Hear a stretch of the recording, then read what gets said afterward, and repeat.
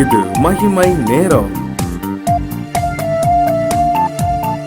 ஆண்டவராகிய இயேசு கிறிஸ்துவின் ஈடு இணையற்ற நாமத்தில் மகிமை டிவி நேயர்களை அன்புடன் வாழ்த்தி வரவேற்கிறேன். இந்த மாயையா மகிமையா அப்படின்ற இந்த தொடர் நிகழ்ச்சியின் இறுதி எபிசோடுக்கு உங்களை அன்புடன் வரவேற்கிறேன். இந்த கடந்த 6 நாட்களாக நம்ம மாயையான காரியம் எது, மகிமையான காரியம் எது அப்படின்னு சொல்லி நம்ம ஒவ்வொரு நாளும் தியானித்து வந்தோம்.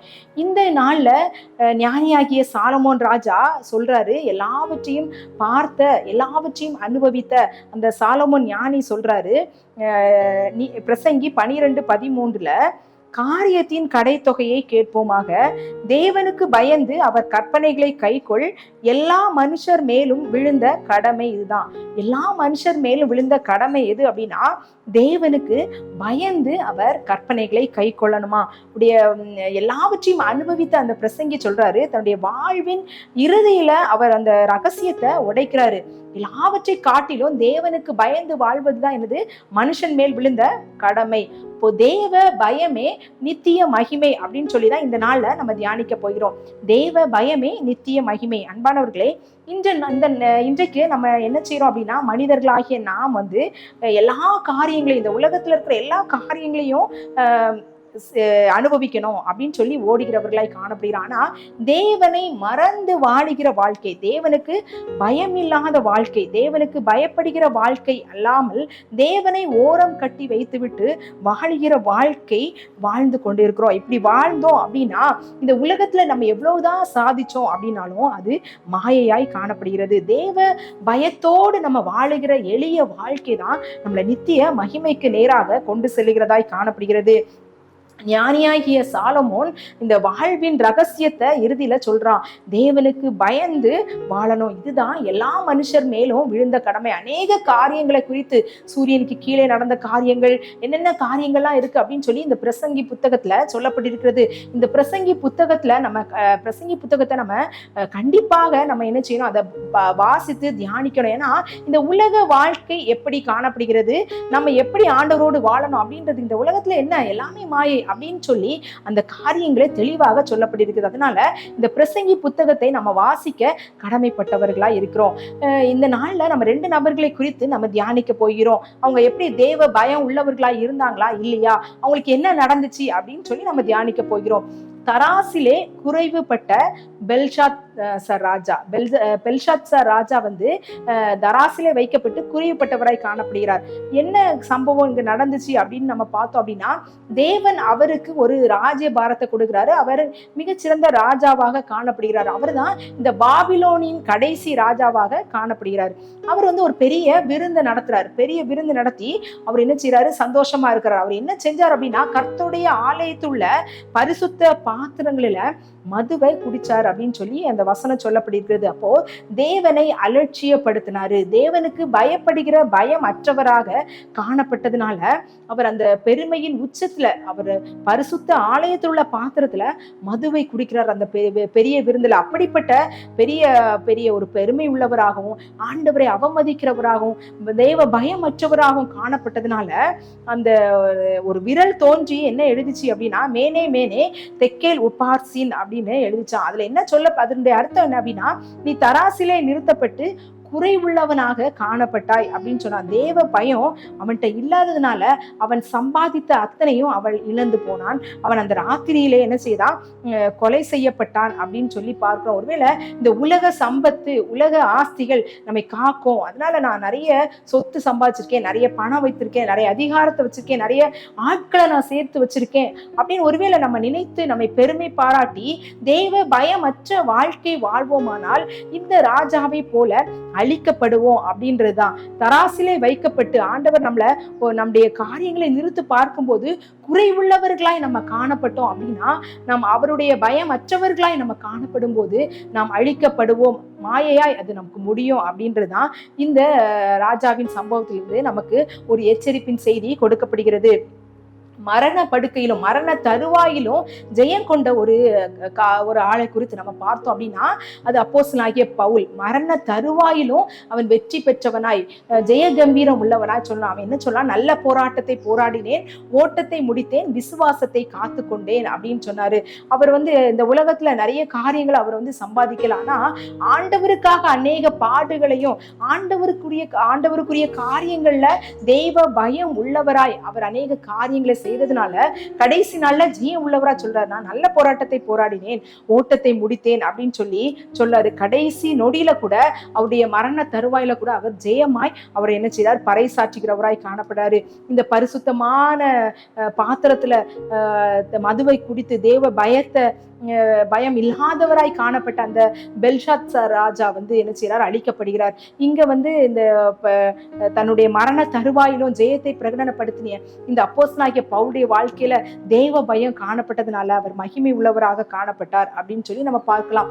ஒரு பெரிய நகை கடையில ஒரு வைரம் இருந்துச்சாம். அந்த வைரம் நிறைய விளக்குகளால சூழப்பட்டு அலங்கரிக்கப்பட்டு இருந்துச்சாம். அதை பார்க்கும்போது பயங்கரமா ரிஃப்ளெக்ட் ஆச்சாம். அந்த வைரம் விலை உயர்ந்த வைரத்தை போல காணப்பட்டதா. ஒரு மனுஷன் தான் சேர்த்து வைத்த எல்லா பணத்தையும் கொடுத்து அந்த வைரத்தை வாங்கிட்டு வந்தானா.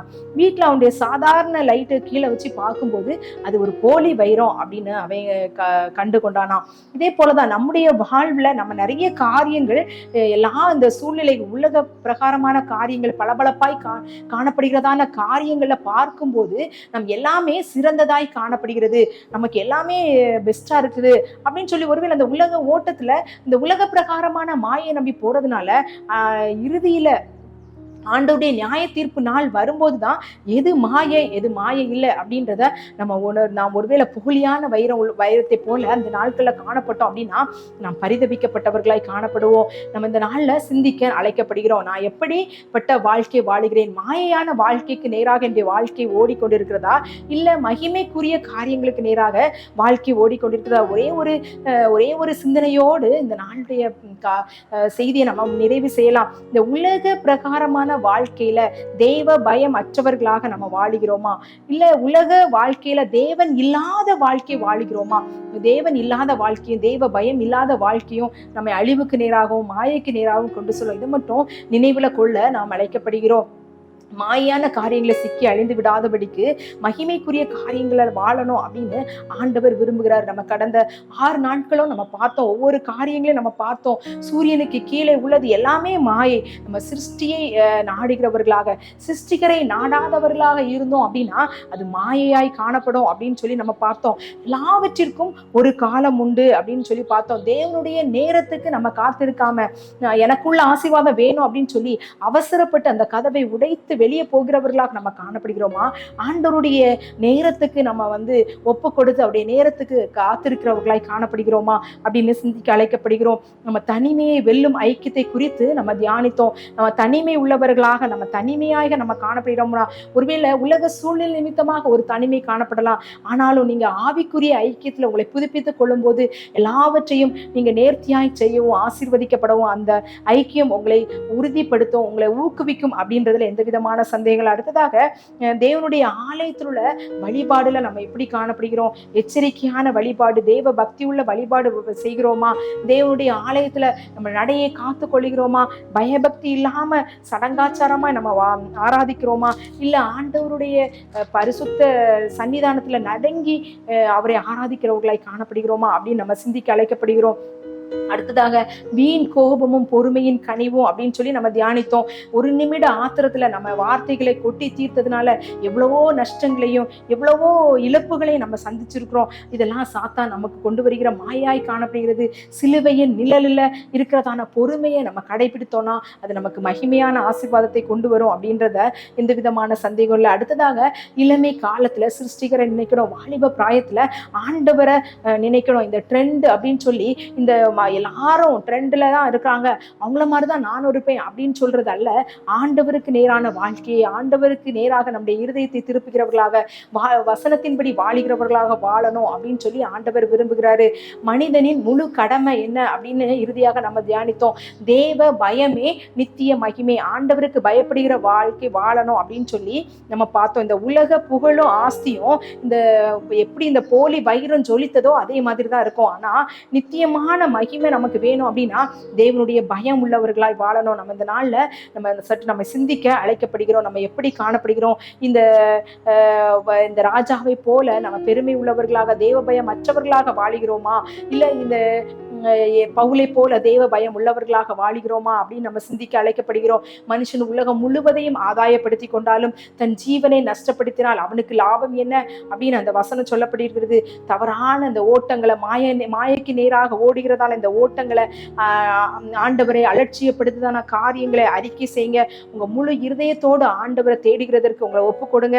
ஆண்டவருடைய அன்பின் கரம் உங்களை விடுதலைக்காக நீட்டப்பட்டிருக்கிறது. அந்த கரத்துல நம்ம தஞ்சம் புகும்போது இந்த மாயைக்கு விலகி நம்ம மகிமையான காரியங்களை ஆண்டவர் நமக்கு செய்ய வல்லமை உள்ளவராக இருக்கிறார். இந்த மாயான காரியங்களை இன்றைக்கே நீங்க உதறி தள்ளுகிறவர்களாக, இந்த உன்னத இயேசுவை மகிமையை நம்ம பெற்றுக்கொள்கிறவர்களாக உங்களை ஒப்பு கொடுக்கணும் அப்படின்னு சொல்லிதான் இந்த ஒவ்வொரு நாளும் ஆண்டவர் உங்களோடு பேசினாரு. நம்ம இந்த நாள்ல அப்படிப்பட்ட சிந்தைகளோடு ஆண்டவருடைய சமூகத்துல ஜெபிக்கலாம். ஆண்டவரே, மாயான காரியங்களிலிருந்து விலகி மகிமைக்குரிய காரியங்களை என்னை பயன்படுத்துங்க, அந்த வழியில என்னை நடத்துங்க அப்படின்னு சொல்லி நம்ம ஜெபிக்கலாம். எங்களை அதிகமாய் நேசிக்கிறீங்கள் அன்பின் கர்த்தாவே, இந்த ஆண்டவரே, இந்த தொடர்ல ஆண்டவரே மாயையா மகிமையா அப்படின்னு சொல்லி எங்களோடு பேசுனீங்க. அநேக நேரங்களில நாங்க மாயையில தான் சிக்கி கொண்டிருக்கிறோம் ஆண்டவரே. மகிமையான காரியங்கள் எது என்று தெரிந்தாலும் ஆண்டவரே அதுல ஆண்டவரே நாங்கள் அக்கறையற்றவர்களாக, அதுல ஈடுபாடு இல்லாதவர்களாக, இந்த உலக காரியங்களை ஈடுபடுத்தி கொண்டு ஆண்டவரே உண்மை விட்டு பிரிந்து போகிறவர்களாய் காணப்படுகிறோம். ஆண்டவரே, சாத்தானானவன் எங்களுக்கு முன்பதாக ஆண்டவரே அப்பா மாயான காரியங்களை வைத்து ஆண்டவரே எங்களுக்கு வெளியே வர முடியாத சூழ்நிலைகளுக்குள்ள நாங்க சிக்கி கொண்டு இருக்கிற ஒவ்வொருவரே ஆண்டவரே சமூகத்துல நாங்க தருகிறோம் தகப்பனே. இந்த மாயான காரியங்களிலிருந்து விலகி, இந்த சூரியனுக்கு கீழே இருக்கிற எல்லா காரியமும் மாயா இருக்கிறது ஆண்டவரே. அந்த காரியத்துல நாங்க முன்னிறுத்தி செய்கிற காரியங்கள் எங்களுக்கு மகிமையாய் காணப்படும் அப்படின்னு சொல்லி ஒவ்வொரு நாளும் நாங்க தியானித்தோம் ஆண்டவரே. தியானித்தது ஆண்டவரே இயேசப்பா, அது அப்படியே நாங்கள் ஆண்டவரே விட்டு விடாதபடி ஒவ்வொரு நாளும் ஆண்டவரே எங்களுடைய வாழ்க்கையில நாங்கள் மாயையான காரியங்களை பின்பற்றாதபடி மகிமையான காரியங்களை பின்பற்றி பரலோகத்துக்குரியவர்களாக வாழ எங்களுக்கு ஆண்டவரே கிருபை பாராட்டும்படியாக ஜெபிக்கிறோம். அப்படிப்பட்ட ஆண்டவரே வல்லமையை எங்களுக்கு தாங்க ஆண்டவரே இயேசப்பா.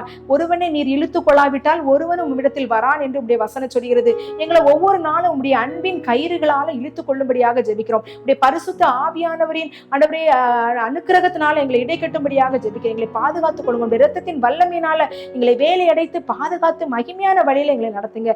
மாயான காரியங்களிலிருந்து விலகி எங்களுக்கு விடுதலை தரும்படியாக ஜெபிக்கிறோம். ஒவ்வொருவருக்காய் உண்மையா யார் யாரெல்லாம் கேட்கிறாங்களோ இந்த மாயான வாழ்க்கையிலிருந்து விடுதலை வேணும்னு கேட்கிற ஒவ்வொருவருக்கும் விடுதலை நீர் கட்டளிடும்படியாக ஜெபிக்கிறோம். ஆண்டவரே இயேசப்பா, எங்கள் மூலமாய் மற்றவர்களும் இந்த மாயிலிருந்து விலகி மகிமைக்குள்ளானவர்களாய் வாழ எங்களுடைய வாழ்க்கை அதற்கு அவர்களுக்கு ஒரு முன்மாதிரியான வாழ்க்கையை எங்களுக்கு மாற்றித்தாங்க.